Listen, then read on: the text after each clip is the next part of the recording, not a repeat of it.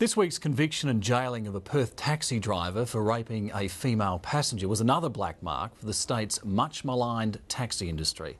But drivers say their industry is being unfairly tarnished by the bad behaviour of a few rogue operators. The state government is working on a range of measures it hopes will restore the industry's reputation. And now the Minister, Troy Buswell, is putting his foot down, warning drivers of a zero-tolerance approach to inappropriate behaviour. Claire Nichols has this report.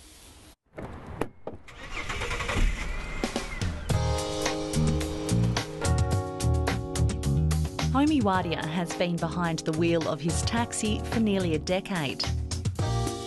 Well, I'm basically a people's man, and in my 50s, when I lost my job, the previous one, I decided I'm not going to go back between four walls and sit all day long in front of a computer screen. That just wasn't for me.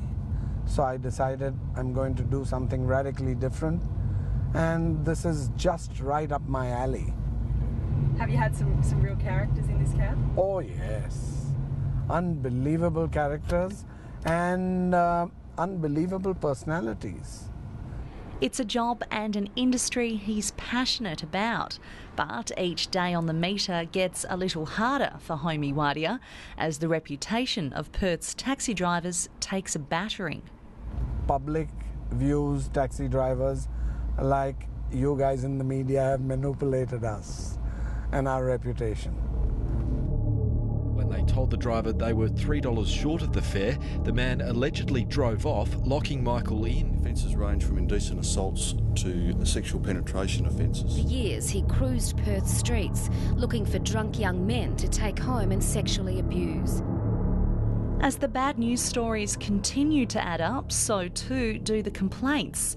Figures tabled in Parliament last year reveal the number of complaints lodged with the Department of Transport rose significantly in the last 4 years, with complaints about inappropriate behaviour more than doubling. Drivers say a few dodgy operators are tarnishing an entire industry. Just a few years ago, I've got families that would specially call me and warn their kids that you must only catch a cab, don't you dare come by bus or train or with your friends. We trust the taxi driver more than we trust your friends. And he'd be a professional driver, which sadly these days has vanished. That trust has vanished. It really upsets me that the number of people I speak to that just say they won't allow their daughters, or their daughters don't want to get into a taxi in Perth, is very sad. The Minister made those same comments about 15 months ago and said it was going to be his priority. We're now waiting, and we're still waiting for the Minister to take action to do something about it. The secure rank's up and running. Wilson Security's driving around the suburbs. I think a lot's happened in the last 12 months in and around cabs. The state government's taxi action plan includes new cameras, a mentor program and a demerit system where losing 12 points means the suspension of a driver's taxi licence. But for more serious offences, the Minister says there'll be no second chances. The department has today sent a letter to every taxi driver in Perth, warning that if they proposition or inappropriately touch a passenger, they'll immediately lose their taxi licence, even if police don't press charges.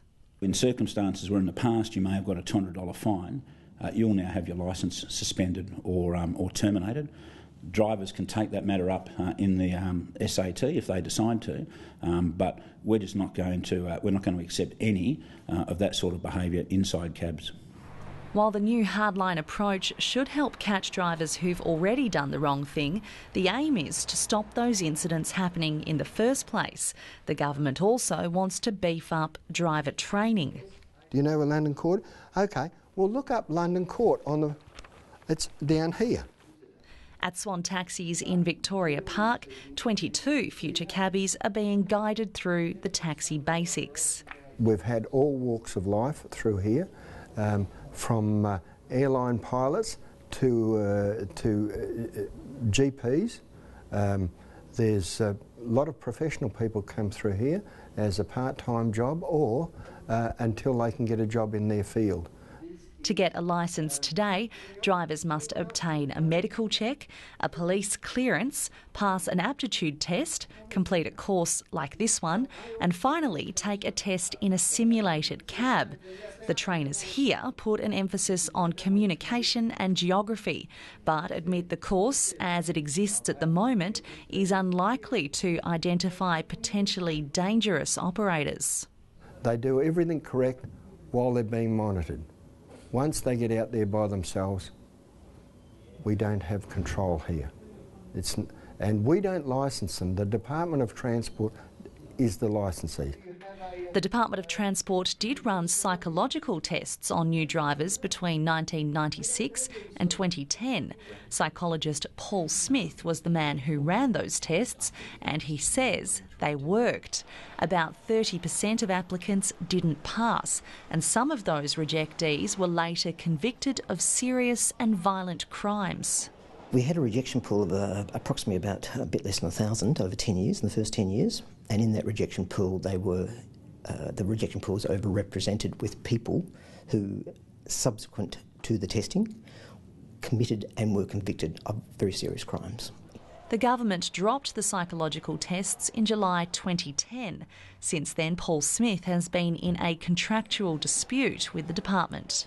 The advice I received from the department certainly is that it really wasn't necessary, and that some of the other testing that had been put in place had basically removed the need for the psychological testing. That's naive in the extreme, I think, and is conceptually and factually flawed.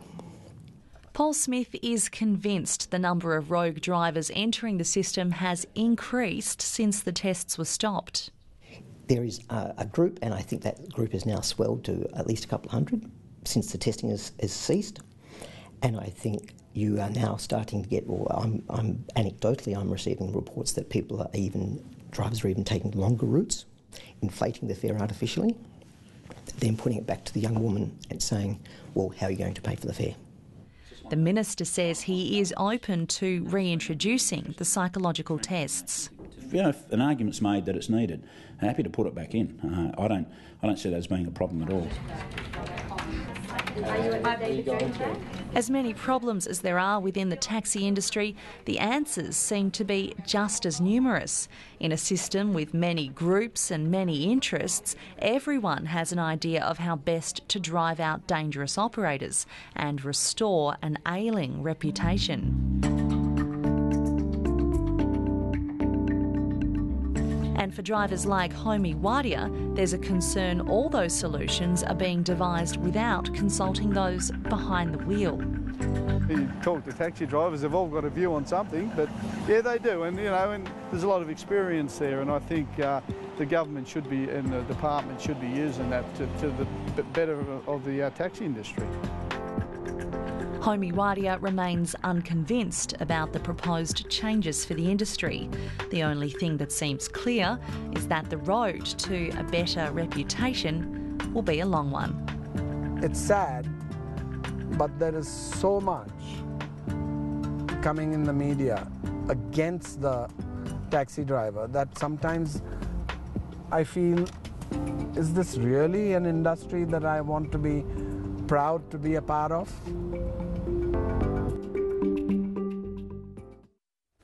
Claire Nichols with that report.